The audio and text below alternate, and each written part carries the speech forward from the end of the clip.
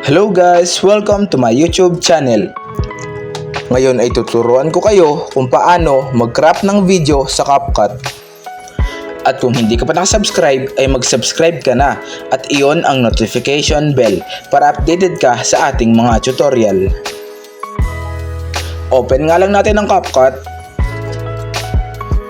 At kapag na-open mo na ay pindutin lang natin ang create na nasa ibaba.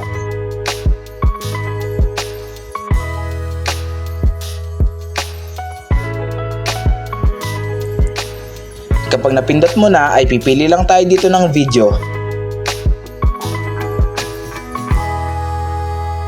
At kapag napindot mo na ay pipindutin lang natin ang add sa ibaba. At ayan guys, kung makikita nyo ay hindi pa nakakrop ang video. Pindutin nga lang natin ang video. Tapos hanapin natin sa ibaba ang crop. At kapag nahanap mo na ay makikita mo dito ang mga sizes kung gaano mo ito gustong i-crop.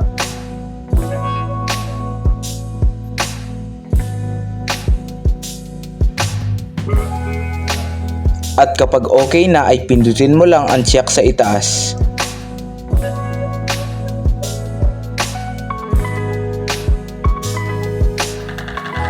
At ayun lang guys, ganun lang naman kadali mag-crop ng video sa CapCut. Thanks for watching, subscribe me for more videos like this.